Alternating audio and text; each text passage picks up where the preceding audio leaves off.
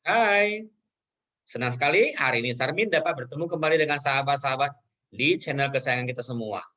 Sebelum saya mulai, saya harapkan teman-teman yang baru pertama kali menyaksikan video ini, mohon bantuannya untuk mensubscribe agar memotivasi saya supaya lebih giat lagi mengupload video-video tentang kesehatan dan kecantikan untuk sahabat-sahabat kita semua. Ya, hari ini saya akan membahas sebuah topik tentang otak. Ya, otak merupakan salah satu organ yang fungsinya sangat vital bagi manusia. Otak terdiri atas beberapa bagian dengan fungsinya masing-masing. Setiap bagian otak memiliki tugas tertentu yang mempengaruhi sistem kerja berbagai organ tubuh. Otak adalah salah satu organ yang paling kompleks dalam tubuh manusia. Organ ini tersusun dari sejumlah jaringan pendukung dan miliaran sel saraf yang saling terhubungi. Otak dilindungi oleh lapisan pemungkus yang disebut dengan selaput otak atau meninges dan tulang tengkorak, serta terhubung ke saraf tulang belakang. Bersama saraf tulang belakang, otak berperan sebagai pusat kendali tubuh dan menyusun sistem saraf pusat SSP. Sistem saraf inilah yang kemudian bekerja sama dengan sistem saraf tepi untuk memberi kemampuan manusia dalam melakukan berbagai aktivitas seperti berjalan, berbicara, bernafas, hingga makan dan minum. Nah, sekarang kita kupas sedikit tentang bagian otak serta fungsinya. Otak memiliki tiga bagian utama, yaitu otak besar atau disebut cerebrum, otak kecil cerebellum, dan batang otak atau brainstem. Otak besar atau cerebrum merupakan bagian terbesar dari otak. Cerebrum terbagi menjadi dua bagian, yaitu otak kanan dan otak kiri. Belahan otak kanan berfungsi untuk mengontrol pergerakan di sisi kiri tubuh. Saya ulangi, belahan otak kanan berfungsi untuk mengontrol pergerakan sisi kiri tubuh. Dan belahan otak kiri mengontrol gerakan di sisi kanan tubuh. Jadi ada keterbalikannya. Otak kanan berfungsi mengontrol yang kiri, kalau yang otak kiri mengontrol yang bagian kanan. Permukaan luar cerebrum disebut cerebral cortex. Bagian ini merupakan area otak di mana sel saraf membuat koneksi yang disebut sinaps. Sinaps merupakan sistem saraf yang mengendalikan aktivitas otak. Sementara bagian dalam cerebrum mengandung sel-sel saraf berselubung atau mielin yang berperan dalam menyampaikan informasi antara otak dan saraf tulang belakang. Otak besar dibagi lagi menjadi 4 bagian, itu lobus frontal, bagian depan yang mengendalikan gerakan, ucapan, perilaku, memori, emosi, dan kepribadian. Bagian otak ini juga berperan dalam fungsi intelektual seperti proses berpikir, penalaran, pemecahan masalah, pengambilan keputusan, dan perencanaan. Kemudian yang kedua, lobus parietal atas yang mengendalikan sensasi seperti sentuhan, tekanan, nyeri, dan suhu. Lobus ini juga mengendalikan orientasi spasial atau pemahaman tentang ukuran, bentuk, dan arah. Yang ketiga, lobus temporal atau yang di bagian samping yang mengendalikan indera pendengaran, ingatan, dan emosi. Lobus temporal kiri juga berperan dalam fungsi bicara. Yang terakhir adalah lobus occipital atau di bagian belakang yang mengendalikan fungsi penglihatan. Oke, sekarang kita masuk ke otak kecil atau cerebellum. Otak kecil terletak di bawah otak besar pada bagian belakang otak, tepatnya di bawah lobus occipital. Sama seperti otak besar, otak kecil juga memiliki dua belahan. Otak kecil bertanggung jawab dalam mengendalikan gerakan, menjaga keseimbangan, serta mengatur posisi dan koordinasi dan gerakan tubuh. Bagian otak ini juga berperan dalam mengendalikan gerakan halus seperti menulis dan melukis. Batang otak atau brainstem. Batang otak adalah seikat jaringan saraf di dasar otak. Fungsinya sebagai stasiun pemancar yang menghubungkan otak besar ke saraf tulang belakang, serta mengirim dan menerima pesan antara berbagai bagian tubuh dan otak. Batang otak terdiri dari 3 struktur utama, yakni otak tengah, pons, dan medulla oblongata. Otak tengah adalah pusat pengatur gerakan otot mata, sedangkan pons terlibat dalam koordinasi gerakan mata dan otot wajah, pendengaran, dan keseimbangan. Nah, sekarang kita masuk ke bagian yang lebih terperinci. Selain ketiga struktur utama di atas, terdapat bagian-bagian otak lain yang tidak kalah penting, yaitu cairan cerebrospinal. Berwarna bening dan jernih yang mengelilingi dan melindungi otak serta saraf tulang belakang. Selain untuk melindungi otak dan saraf tulang belakang, cairan ini juga berfungsi untuk membawa nutrisi melalui darah ke otak, serta menghilangkan produk limbah atau sisa metabolisme dari otak. Cairan cerebrospinal dihasilkan di bagian ventrikel otak. Banyaknya jumlah cairan ini dikendalikan oleh jaringan otak. Kemudian yang kedua adalah meninges. Meninges adalah lapisan atau membran tipis yang berfungsi menutupi dan melindungi otak dan saraf tulang belakang. Ada 3 lapisan meningis, yaitu dura mater, lapisan luar paling tebal, lapisan arakonid, membran tengah dan tipis, dan pia mater, lapisan paling dalam. Kemudian yang ketiga, corpus callosum. Corpus callosum adalah seikat serabut saraf yang terdapat di antara belahan otak kiri dan kanan. Serabut saraf ini menghubungkan dan memungkinkan komunikasi antara kedua belah otak tersebut. Kemudian yang keempat, talamus. Bagian ini merupakan struktur dari otak tengah yang memiliki 2 lobus atau 2 bagian. Talamus bertindak sebagai pemancar untuk hampir semua informasi yang datang dan berjalan di antara otak dan seluruh sistem saraf di tubuh kita. Kemudian yang kelima, hipotalamus. Hipotalamus adalah struktur kecil yang berada di tengah otak, tepatnya di bawah talamus. Fungsinya untuk mengendalikan suhu tubuh, sistem reproduksi, tekanan darah, emosi, nafsu makan, pola tidur, dan produksi hormon. Yang keenam, kelenjar pituitari atau kelenjar hipofisis adalah organ terkecil seukuran kacang polong yang terletak di dasar otak. Kelenjar hipofisis menghasilkan hormon yang berfungsi untuk mengatur dan merangsang kelenjar lain di tubuh untuk bekerja. Contoh kelenjar yang diatur oleh hipofisis ini adalah kelenjar tiroid dan kelenjar adrenal. Hormon-hormon yang dihasilkan kelenjar hipofisis prolaktin adalah oksitosin, LH, FSH, TSH, antidiuretik, adrenaldicotropi, dan hormon pertumbuhan. Kemudian yang ketujuh, ventricle. Ventricle adalah ruangan berisi cairan di dalam otak. Ada 4 ventricle otak, ini 2 ventricle samping di belah otak besar, di tengah otak, dan di belakang otak. Ventricle saling terhubung satu sama lain oleh serangkaian tabung. Cairan di dalam ventricle ini disebut dengan cairan cerebrospinal. Kelenjar pineal adalah kelenjar kecil yang berada di ventricle otak. Kelenjar ini berperan dalam perkembangan sistem reproduksi dan menghasilkan hormon yang mempengaruhi pola tidur sehari-hari. Namun, di luar manfaat tersebut, fungsi kelenjar ini belum diketahui secara menyeluruh dan masih diteliti lebih lanjut.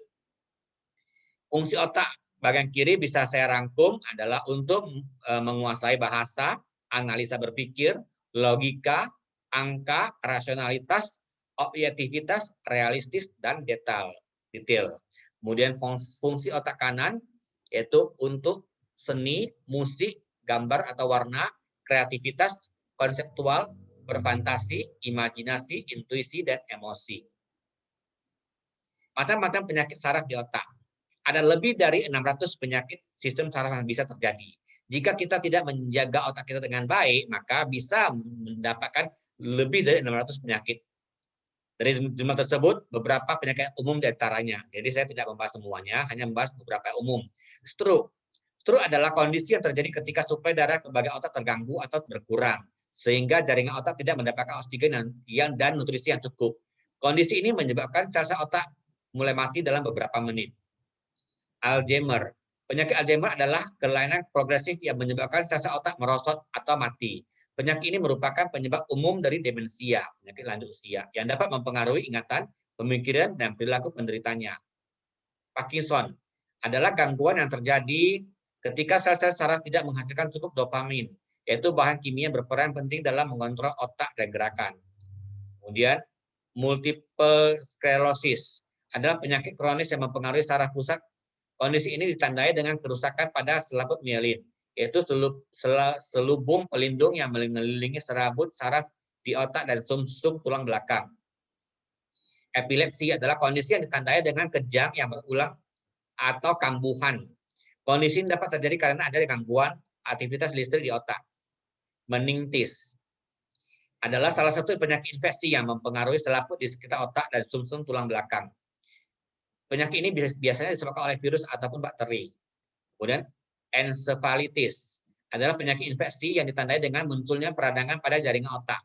Penyakit ini dapat disebabkan oleh banyak hal, tetapi yang umum adalah infeksi virus.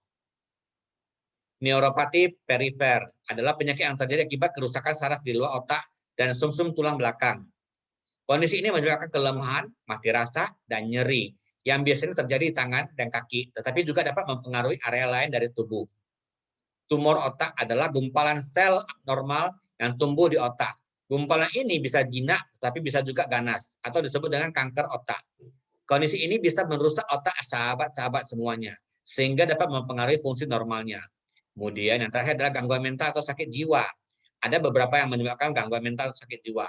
Jadi saya bahas dulu faktor biologis atau disebut dengan gangguan mental organik. Gangguan mental pada fungsi saraf di otak. Infeksi misalnya akibat bakteri, kelainan bawaan atau cedera pada otak. Kerusakan otak akibat terbentur atau kecelakaan. Kekurangan oksigen pada otak bayi dan pada saat proses persalinan. Memiliki orang tua atau keluarga penderita gangguan mental. Penyalahgunaan nafsa dalam jangka panjang. Nafsa adalah narkotika, psikotropika, dan zat aktif berbahaya lainnya. Misalnya heroin dan kokain. Kemudian kekurangan nutrisi. Kemudian kalau faktor psikologis yang mengganggu gangguan mental adalah kekerasan dan pelecehan seksual, kehilangan orang tua atau disia-siakan di masa kecil, kurang mampu bergaul dengan orang lain, perceraian atau ditinggal mati oleh pasangan, perasaan rendah diri, tidak mampu marah, ataupun kesepian. Nah, bagaimana sih menjaga kesehatan otak kita? Disarankan untuk rutin berolahraga, mengkonsumsi makanan bergizi seimbang, melatih kemampuan otak dengan senam otak, menjaga tekanan darah serta kadar gula dan kolesterol, serta menghindari rokok dan minuman beralkohol. Jagalah kesehatan otak bersama dengan Nutrilite. Yang pertama adalah Nutrilite Cistance. Di Cina, Cistan dikenal sebagai nutrisi anti-aging serta komunikasi antar sel otak. Jadi otak kan memproduksi neurotransmitter dan sebagai antioksidan di otak kita. Sebuah studi menyatakan dengan 300 mg Cistan selama 6 minggu mampu meningkatkan memori kita.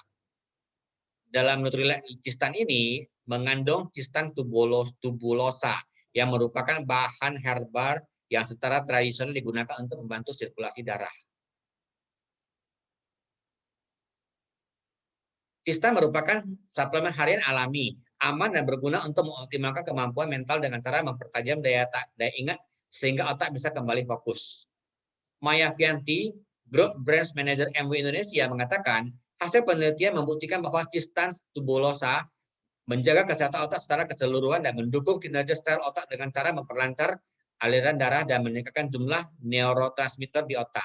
Berdasarkan hasil penelitian setelah 6 minggu, mengkonsumsi Cistan tubulosa, secara rutin terjadi peningkatan memori, fokus, dan recall, ujarnya pada suatu seminar. Keistimewaan produk ini terletak pada formulanya yaitu ekstrak Cistan tubulosa yang dikenal sering digunakan dalam pengobatan Cina untuk anti-aging. Bersumber dari Cistan yang dibudidayakan di ladang nutrisi di Cina. Tanaman ini mengandung antioksidan yang akan melindungi sel dari kerusakan. Sering lupa bukan hanya karena faktor usia. Banyak hal yang menyebabkan orang yang masih berusia muda pun menjadi pelupa. Misalnya terlalu sibuk, terlalu lelah, stres, hingga hal serius seperti mengidap penyakit tertentu. Karena itu, otak memerlukan nutrisi agar tetap memiliki daya ingat yang baik. Caranya dengan mengkonsumsi sayuran berwarna hijau seperti bayam dan brokoli, serta jenis ikan seperti salmon dan tuna. Dan jangan lupa juga harus mengkonsumsi Nutrilite Cistan. Selain itu, juga kita perlu menyehatkan tubuh kita dengan Nutrilite Foundational Trio. 3 fondasi dari Nutrilite kita, yaitu ada protein, ada salmon, dan ada double H. Protein ada mempunyai 4 rasa, ada berry, ada green tea, ada coklat, dan plant. Nutrilite High Protein ini mengandung 9 asam amino yang tidak dapat diproduksi oleh tubuh kita. Kemudian bersumber dari kualitas yang sangat-sangat tinggi. Disebut dari kacang kedelai, kacang polong, dan biji gandum.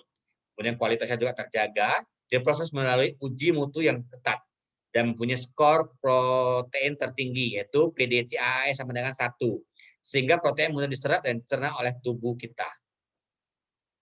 Yang kedua adalah Nutrilite Salmon Omega 3 kompleks. Satu soft gel setara dengan 1 potong ikan salmon. Nutrilite Salmon Omega 3 kompleks ini menggunakan formula unik yang ramah lingkungan. Terbuat dari campuran salmon, makarel, anchovy, dan tuna. Ikan makarel, anchovy, dan tuna dari arus Humboldt di Peru memberikan konsentrasi tinggi EPA dan DHA. Salmon dipanen di perikanan Norwegia di peternakan ikan yang terjaga kealamiannya. Kualitas tertinggi dari laut hingga suplemen. Jadi salmon omega 3 ini memenuhi atau bahkan melebihi standar dari kualitas industri yang ketat, termasuk WHO, Council of Responsible Nutrition, Global Organization for EPA dan DHA, International Fish Oil Standards. Jadi semua sudah tersertifikasi. Dan yang terakhir adalah Nutrilite Double H. Merek multivitamin multimineral nomor 1 di dunia. Dengan fitonutrisi dari 5 kelompok warna fitonutrisi. Yang mengandung 12 vitamin, 10 mineral, 22 konsentrat tumbuhan. Dapat menjaga daya tahan tubuh kita. Ditambah lagi dengan Nutrilite vitamin B complex double layer. Kenapa bisa menggunakan double layer? Karena mempunyai 2 lapisan, yaitu ada lapisan hijau tua dan lapisan hijau muda. Lapisan hijau tua itu kandungannya B12 dan B2, dilepas secara cepat untuk penyerapan dan manfaat yang lebih cepat. Kemudian yang sisanya ada B1, B3, B5, B6, B7, B9, dikemas dalam lapisan hijau muda. Dilepas perlahan-lahan untuk menjaga energi berlebihan lebih lama, hingga tahan 8 jam di tubuh kita. Vitamin B ini tidak dapat diproduksi oleh tubuh kita, maka kita perlu mengkonsumsi tambahan suplemen untuk membantu supaya kita tidak mudah lelah dan kita tidak mudah terserang penyakit. Jadi janganlah kalah sama lelah. Kemudian ditambahkan dengan spirulina. Di dalam kandungan B kompleks ini, tadi kan ada saya sebutkan ada B12, ada B2, B1, B3, B5, B6, B7, B9. Salah satunya adalah B1 yang disebut dengan tiamin, berfungsi untuk reaksi metabolisme, fungsi sistem saraf, fungsi jantung, produksi energi. Kemudian ada B6, pyridoxine, berfungsi untuk perkembangan otak, mengatur jam biologis, sintetis hemoglobin, produksi antibodi, dan ada B12, cobalamin, berfungsi untuk kesehatan saraf dan otak, produksi material genetik, produksi sel darah merah, dan melindungi jantung. Inilah adalah kandungan beberapa yang ada dalam vitamin B kompleks yang berfungsi untuk masalah di otak kita. Otak kita cuma ada satu, tidak bisa direparasi. Kalau kita kena penyakit lain, kita mungkin bisa dengan operasi bisa mengatasinya. Tapi kalau otak kita sudah bermasalah, maka kita ya paling simpelnya adalah sakit jiwa terlebih dahulu. Kemudian hidup kita tidak ada gunanya lagi. Tanpa otak kita tidak bisa hidup dengan normal. Sayangilah otak kita. Demikianlah sharing info kesehatan dari saya. Semoga bisa bermanfaat bagi sahabat-sahabat semuanya. Sampai jumpa di lain kesempatan. Kamsahamnida. Bye-bye.